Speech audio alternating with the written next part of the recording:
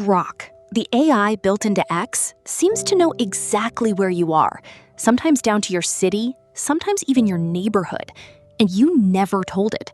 You never gave it your address. You never turned on location sharing. So how does a chatbot figure out where you're sitting right now?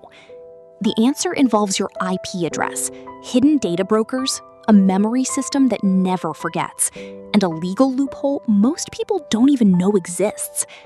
By the end of this video, you'll understand exactly what Grok knows about you, how it knows it, and the one setting almost nobody checks that controls all of it. Before we go further, if you find this useful, hit like, drop a comment, and subscribe. It genuinely helps this channel grow, and I've got more videos like this coming. Let's start with the most basic layer, your IP address.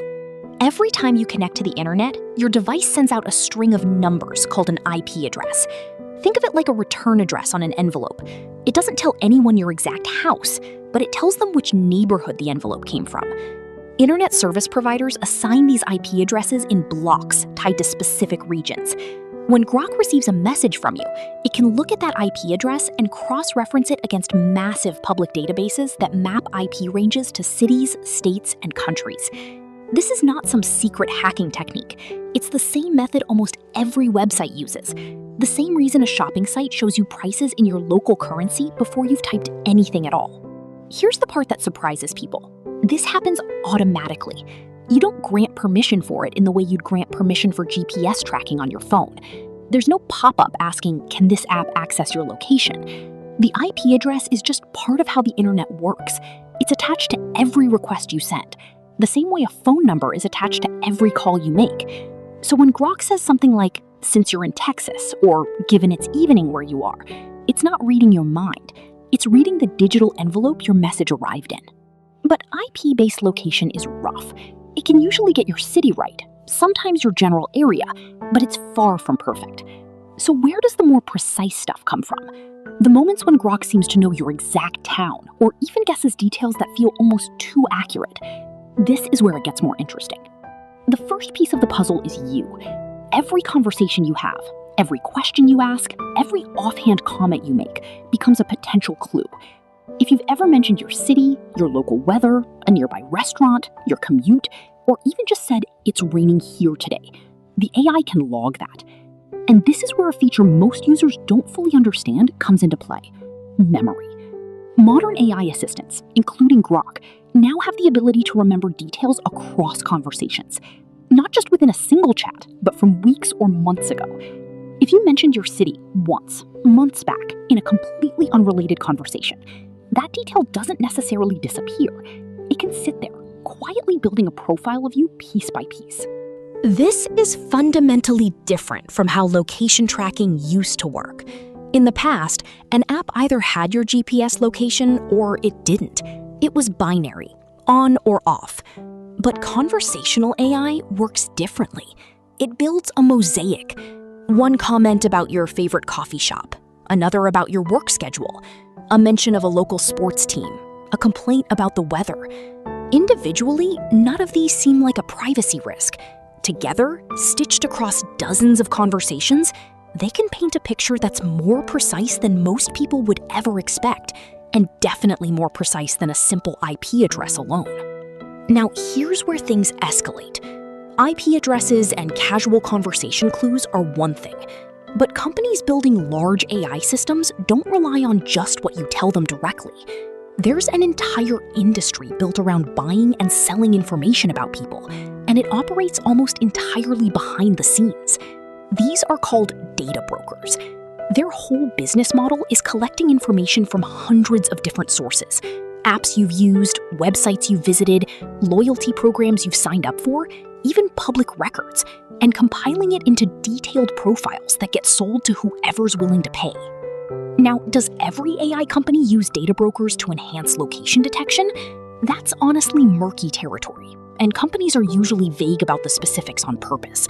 But what's publicly documented is that the option exists, and privacy policies for major AI platforms, including the one behind Grok, explicitly leave room for exactly this kind of data enrichment. Buried in dense legal language, there's often a clause that essentially says We may combine data from other sources to improve our understanding of you. That single sentence covers a lot of ground. So let's connect this back to something that feels almost unsettling.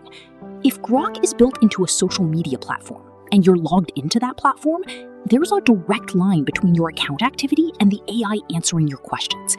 Your profile information, your account settings, and depending on what you've agreed to, potentially your posting history and interaction patterns can all feed into the same system generating your AI responses.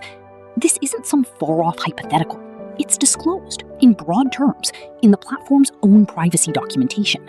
If you've ever wondered why an AI chatbot embedded in a social app seems to get you faster than a fresh chatbot with no history, this is a big part of the answer. There's also a legal dimension to all of this that most people never think about.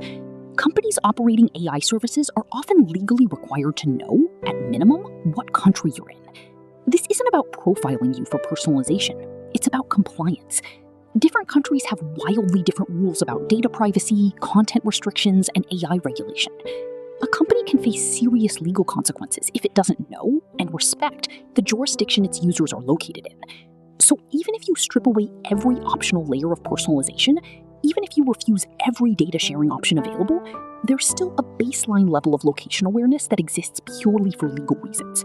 It's less we want to know where you are, and more we're required to know where you are, or we risk breaking the law. So let's zoom out and put the whole picture together. Layer 1, your IP address, giving a rough geographic guess automatically with zero effort on your part. Layer 2, anything you've mentioned directly, however small or offhand, which can be stored through memory features and recalled in future conversations. Layer 3, potential data enrichment from third parties, filling in gaps that conversation and IP addresses alone can't cover. And Layer 4, legal and compliance requirements that mean at least some baseline location data is being tracked no matter what, simply because the law demands it. Individually, each of these layers seems almost reasonable. IP addresses are just how the internet functions. Remembering a detail you shared isn't inherently sinister. It's literally what makes an assistant feel less robotic and more useful. Legal compliance is, well, the law. But stacked together, these 4 layers create something much bigger than any single piece suggests. They create a system that can build a surprisingly accurate picture of where you are and who you are, often without a single explicit permission request that feels significant enough to make you pause. And this raises an uncomfortable question worth sitting with. How much of this would you actually notice if you weren't specifically looking for it? Most people don't read privacy policies. Most people don't dig through settings menus looking for data controls. The default experience is designed to be seamless. You ask a question, you get an answer that feels personalized, and the mechanics behind that personalization stay invisible unless you go looking for them. So what can you actually do about this? The good news is you're not powerless here. Most platforms running AI assistants, including the one behind Grok, do provide settings that let you limit some of this. You can typically find options to turn off model training on your conversations, disable memory features entirely, or delete specific stored memories one by one. These settings usually live in a data or privacy section, often separate from the main app settings, which is exactly why so few people ever find them. If you want more control, that's genuinely the first place to look. Not because it eliminates every layer we just talked about, but because it puts you back in the driver's seat for the parts that are actually within your control. There's also a broader lesson here that goes beyond any single AI assistant. The era of location tracking being an obvious binary permission, the kind where an app explicitly asks, "Can we use your GPS?" is fading. What's replacing it is quieter, more distributed, and honestly harder to fully audit. It's not one big switch. It's dozens of small signals stitched together behind the scenes, feeding a system that's designed to feel effortless and personal. And that's exactly what makes it worth understanding. Because the more invisible a system is, the more it relies on you never asking how it works. Which is exactly why this conversation matters. Not because any single piece of this is some massive scandal, but because most people are walking around assuming their AI assistant just figures things out through some kind of vague magic, when really it's a stack of very deliberate design choices. Some technical, some legal, some just business as usual. Knowing that stack, layer by layer, is the difference between using these tools with your eyes open and using them completely on autopilot. If this changed how you think about the AI tools you use every day, that's exactly the kind of thing worth sharing. Send it to someone who's never thought about this before. And if you want more breakdowns like this one, digging into how the technology you use daily actually works behind the curtain, make sure you're subscribed, because this is only the beginning of what's hiding in plain sight.